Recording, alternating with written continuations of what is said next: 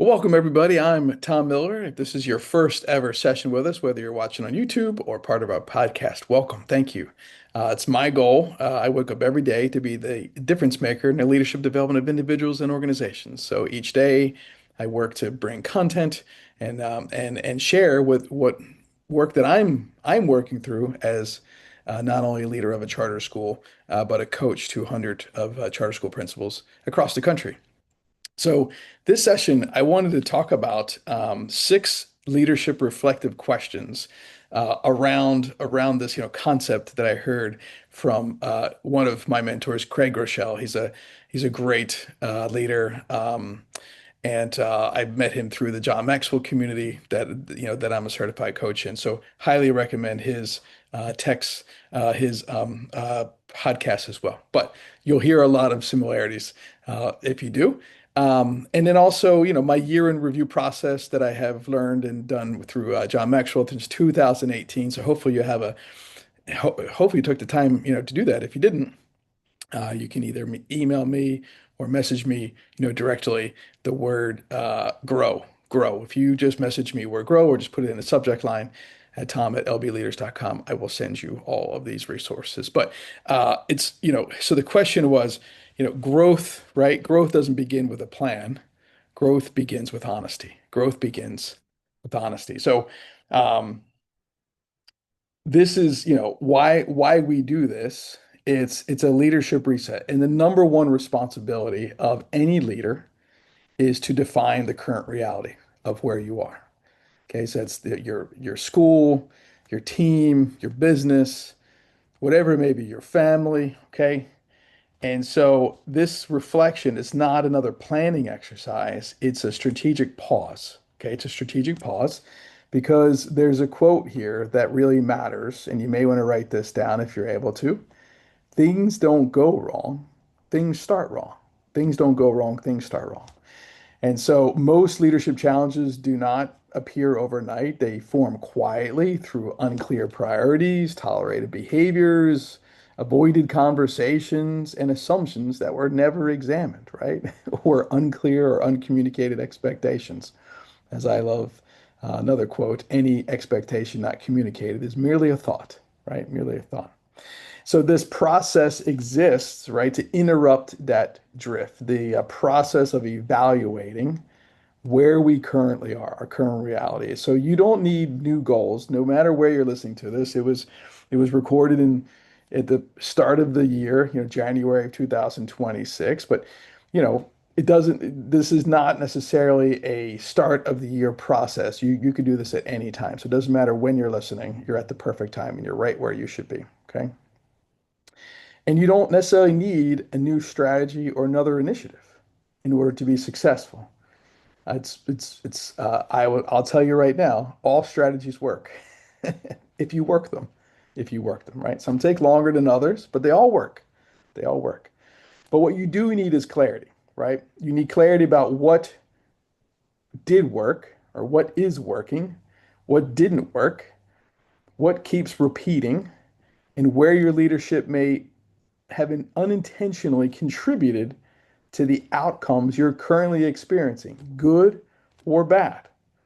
Okay, the reflection is about telling the truth about how you spent your time, about the patterns shaping your school's or your business's culture, about the people decisions you've made or avoided, about the priorities you've protected and the ones that have drifted, and ultimately about yourself as a leader. Where you see, leaders sometimes lie to themselves, right? They lie to themselves. They create excuses. They avoid what the truth is actually telling them, right? But growth does not happen in excuses. Growth happens through honesty, honest reflection. Now, that kind of honesty can feel very uncomfortable, and that's normal, right? Discomfort is often a signal that you're looking at something that really, really matters. And all success is outside of your comfort zone. All success is outside of your comfort zone. So as you work through these questions, resist our urge to defend, explain, or fix, right? This is not the moment for solutions yet, okay, yet. Instead, be curious rather than critical. Be specific rather than vague. and be honest rather than impressive. Okay. Honesty over impressive. So some things you may want to have with you when you start this process. Okay. Um, you may want to gather, and these are just things that I use for my annual reflection. So it's up to you. You don't need all of them, right? And you may have your own versions of what these are, okay? But your daily calendar, right? Either printed or on paper. Any to-do lists that you still have, right? Laying around from the last 3 to 6 months. Any journal or personal reflection notes or anecdotal notes that you take. I like to use social media post or my photo album, right? Or it could be for your school or for your personal, no matter like however you're evaluating, right? This time, okay? Find some sort of other evidences, a record of the school's budget and spending, a legal pad, or however you want to capture your thoughts, and any other documentation that's going to help you reflect with honesty. And again, you may not have them all. You don't need to go grab them right now. You may just want to listen to the process and then, go back through it again. And again, if you email me or direct message me the word grow, I will send you everything you need. Okay.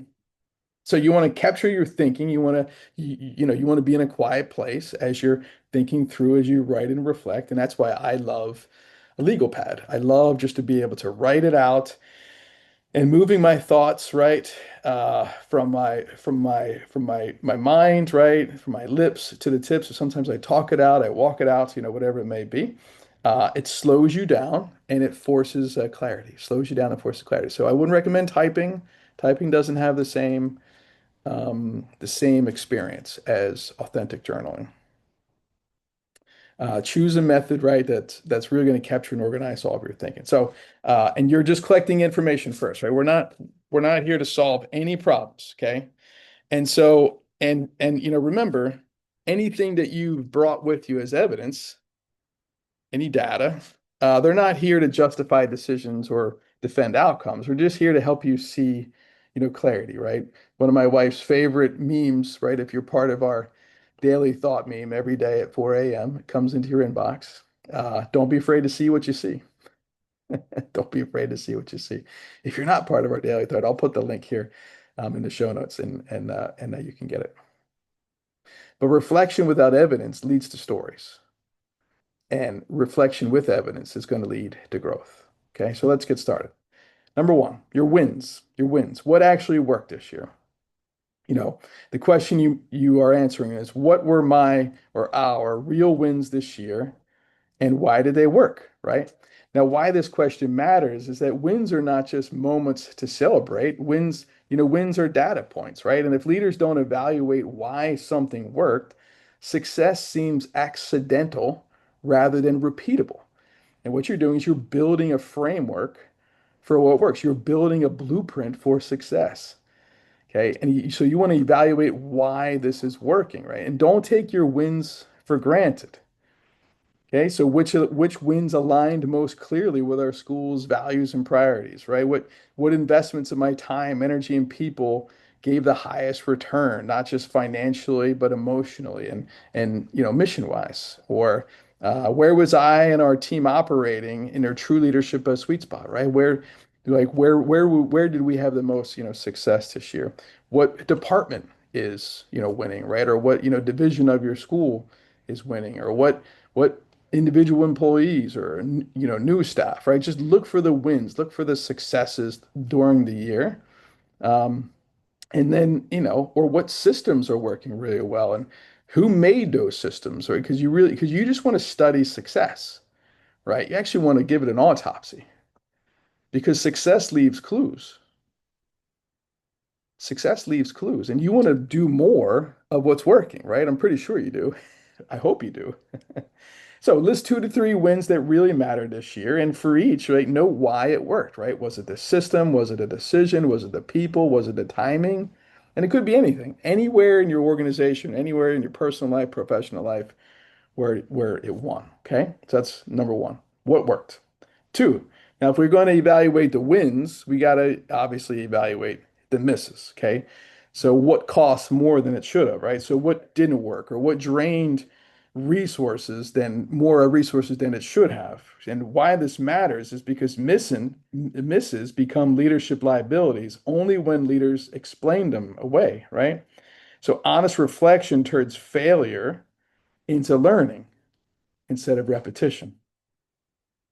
And a mistake you don't learn from is a mistake that you'll probably repeat. You'll probably repeat, costing you credibility, costing you time, costing you resources, okay?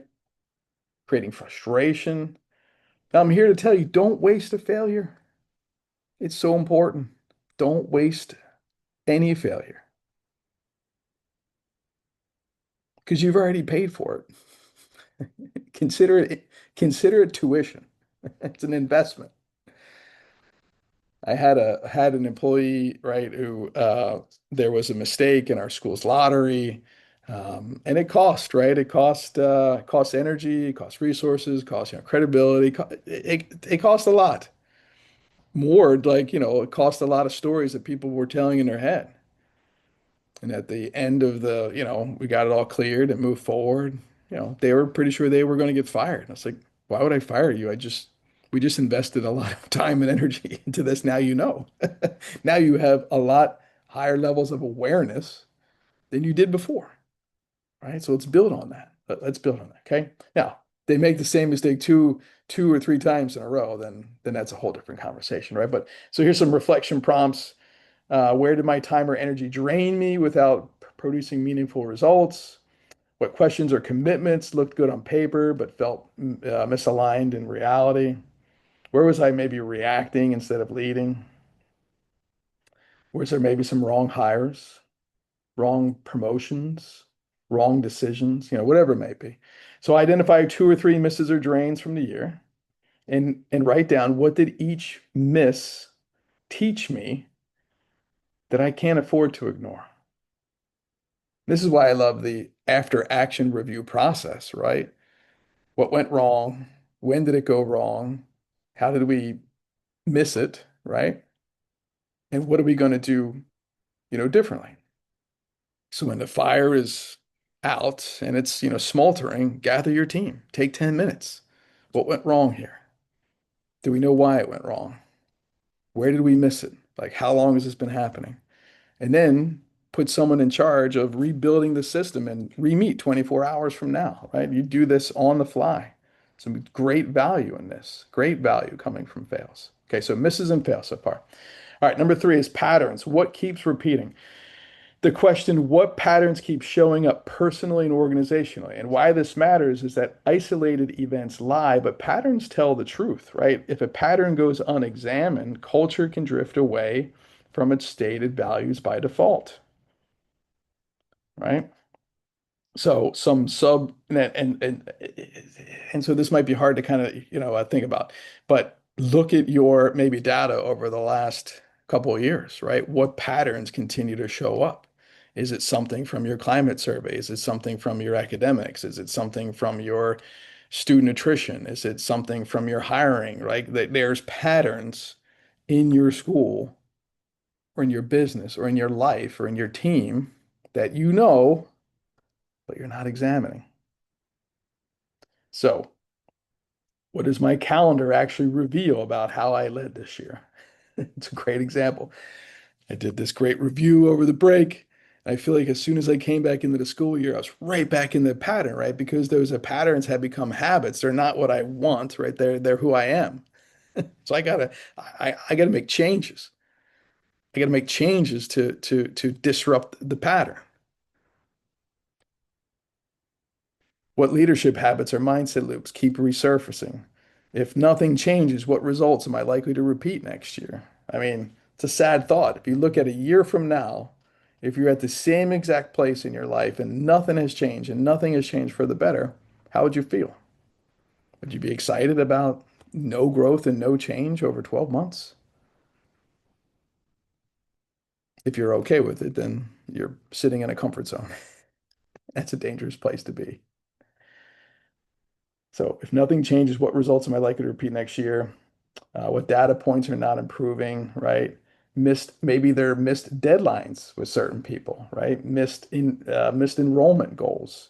missed communication opportunities. Okay. The patterns impact your culture. So look for the pattern. So list out two or three recurring patterns that you see. And for each answer, is this pattern helping or hurting our culture? Because it could be a positive pattern, right?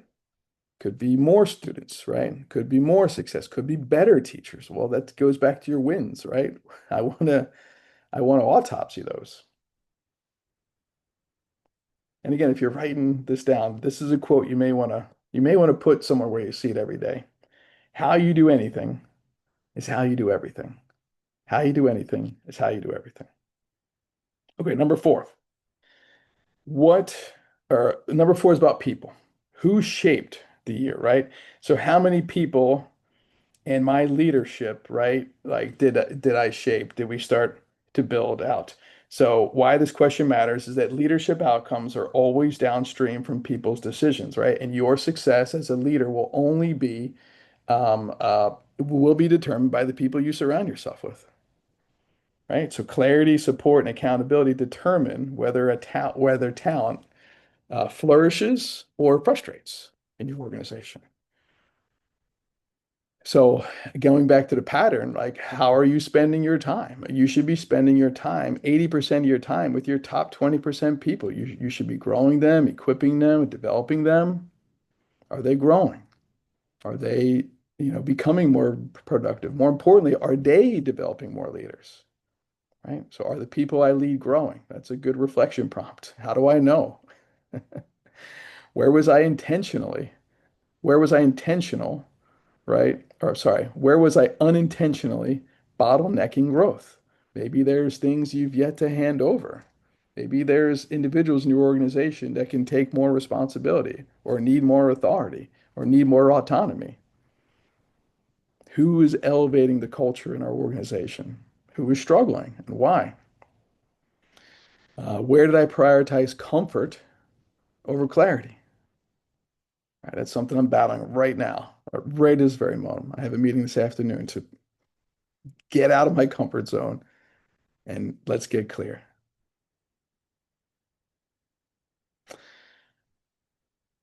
You don't find great leaders. It's pretty rare, right? But you can build them. And so are you intentionally building leadership capacity in your organization? And we've got lots of tools and programs to do so. Our most common one is called Real.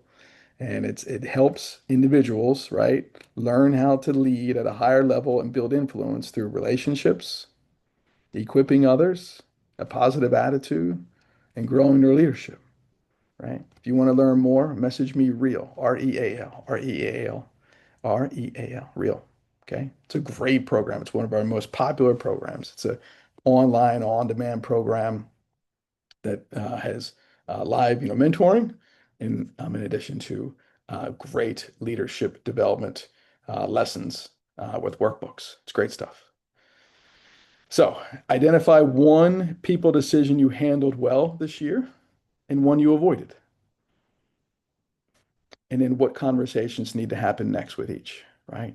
Do you got a person who you're ready to grow and to move into a next level? And who are those individuals that need more clarity rather than comfort? Okay. What changes you need to make, all right?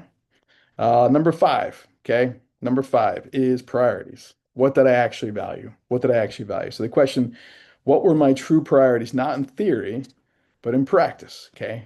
But in practice. So why this matters is that leaders don't struggle with a passion or knowledge, right? You all know a lot and you work really hard. What you struggle with more than likely is prioritization. Prioritization. And time is one resource that cannot be replenished. No matter what, you can replace money, you can replace people, you can replace buildings, but you cannot replace time. You can't get time back. You can't get time back. And where your focus goes, your energy flows. Okay, where your focus goes, your energy flows. And so busyness is the death of a school leader. And here's something I had to learn the hard way. Being active doesn't necessarily mean I was accomplished, right? Being active doesn't mean I was productive. It just means I was active. That's about it. So, what on my calendar, right? What did I prioritize on my calendar? And did my actions match my calendar? There's lots of times I've got stuff on my calendar to do work, right? Quadrant two work if you're a Covey fan, right? That's the important but not urgent work. Like that's where you want to live. You want to live in that work. But right when you don't address the important during the non-urgent opportunities, those important things become urgent and important. And that's where most of us live in quadrant one. Okay. And if you, we've got a great lesson on how to prioritize as a leader. So if you like access to that, message me. Uh, prioritize, right? Prioritize. Um, and it's a great tool, and it comes with our 15 minutes miracle, which is a great way to assess and audit how you're spending your time every day. It's awesome. So, what did my calendar prioritize? Where did urgent demands crowd out important work? Okay. That could be a person taking a lot of your time. That could be a project that took a lot of time that maybe was outside of your strength zone, right? It could be something you procrastinated on or something that took a lot more time than you thought it would. Where did I sacrifice what mattered most, intentionally or unintentionally? Now, the purpose of school is student learning. Now, the best way to improve student learning is to improve the quality of your teachers, right? The qualities of your teachers' instruction, making informative, instructional leadership, decisions to improve your school. The question, how much time are you spending doing that? How much time? Probably not enough. Probably not enough, right? So, where did I sacrifice what mattered most? Name one priority that drifted this past year. What must change in how you allocate and prioritize your time next year? Life is a fight for territory, and you've got to fight uh, the urge to help everybody. You can equip people, right? But how many times are you maybe taking work over for people? Are you taking it back, right? Or you got to fight the urge to get entangled into the drama, or you got to fight the urge, right, to go past your, scheduled time in your meeting. Like you've got to fight the urge to just wing it. And you got to, you have to do. You have to do. I'm pretty sure where I live in Inlet Beach, Florida, I have the same amount of hours that you do per day. I got 24. How about you? Now I'm in Central Time Zone. You might be in a different time zone, but I'm pretty sure we both have the same amount of time. Now, even if I flew to your time zone and maybe I gained 2 hours because I went to the West Coast or I lost an hour because I went to the East Coast, when I fly back here, I'm going to either get that time back or lose it, right? But time is still time. You can't stop it. You can't slow it down. You can't change it. But what you can do is how you utilize time. So, are you calendaring your priorities? And are you following your calendar? Or are you just showing up? You're just showing up. Which one is it? Okay. So that's number five. So far we've done wins and misses, right? We've done patterns. We've done people. We've done priorities. Okay. Now we need to assess ourselves. Where am I the constraint, right? Where am I making excuses? And what am I avoiding because it's uncomfortable, right? Where am I gripping too tight? Where am I gripping too tight, right? Where am I leading by force and not by overflow? The hardest person to lead in this planet for me is me. I'm sure you're the same, right? I'm a full-time job trying to get me moving in the right direction, right? And focused on the right things. Hardest person to lead is yourself, right? But you got to start there. So the most dangerous leadership lies are self-inflicted, right? We typically judge other people on their results, but we judge ourselves and our intentions. And growth will stall when leaders refuse to face the one thing that keeps coming back year after year, right? Did you think about that? If you came through the new year, did you maybe look at past goals or things you wanted to change or things you wanted to do? but you just didn't do it. Just haven't made that change, right? You haven't disrupted the pattern. You haven't disrupted the pattern. Which reminds me, I got another great giveaway. Great book, James Clear, Atomic Habits. If you want to copy an e-copy of that book, I'll give it to you. I've got it. It's a great book. Everybody should read it every year at least, maybe twice a year. You can message me habits. Message me habits. Okay. But what is the one thing I wanted to change last year, but didn't? It doesn't have to be last year. It could be last 6 months. It could be 3 months. If I'm honest, is it the same thing I've avoided for more than 1 year? No, I remember uh, if I look back at my Facebook every year for about 7 years, I had a year from now I'm going to be a published author. A year from now I'm going to be a published author, and that it actually didn't come true until January of 2024. It's when my book, The 10 Indicators of High Performing Charter Schools, was actually published. Hopefully you have a copy. If you don't have a copy, message me. I would love to send you a signed copy, right? You just pay for the shipping. But for all those years, right? And I had this constant, right? You didn't do it, right? This failure kind of thought. And it was just didn't spend the time on it, right? I had good intentions, but I had no intentional action. Good intentions versus intentional action. It's two huge different things, right? Or maybe it's about my weight loss, right? I've been trying to get back down to my 180 to 185 pounds for quite some time. Again, good intentions versus intentional action.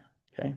So what habit, what blind spot or skill gap do I need to face instead of excuse? Where do I need to learn? Where do I need to grow? What do I need to give up? What do I need to empower other people to do? And we've got this incredible lesson called chess versus checkers, right? It's all about empowerment and delegation. You can email me. I want to play chess. I'll send you that. It's so important. Delegation and empowerment, right? What am I avoiding because it's uncomfortable, right? Maybe where am I too comfortable in my life? So growth starts when we stop defending our weaknesses. Growth starts when we stop defending them. And we need to confront them, right?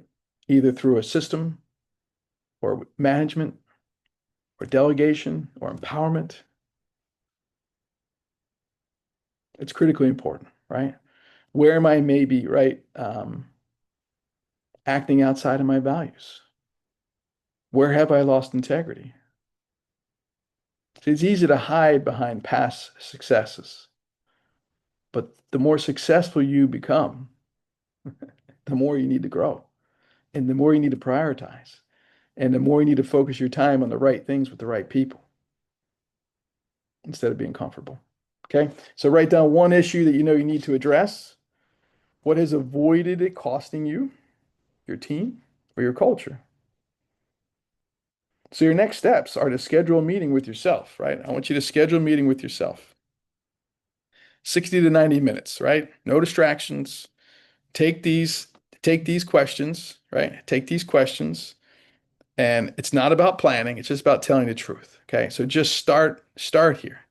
And if you want more resources, for this, I gave you, there's some links here, but we've got our year in review. I could send you an outline of this as well. Just, message me what you're looking for, and I'll make sure that we get it. If this has been helpful to you, please make sure you hit the subscribe so you hit the next lesson we're going to do. Because the next lesson I think I'm going to focus on is uh, how your time tells the truth. So next one's going to be about time and planning and counting yourself. So, but make sure you subscribe so you get notified when the next one comes. And if you want to join our daily thought list, the link is in the show notes. So uh, keep making a difference, everybody. It works only if you work it. Bye bye.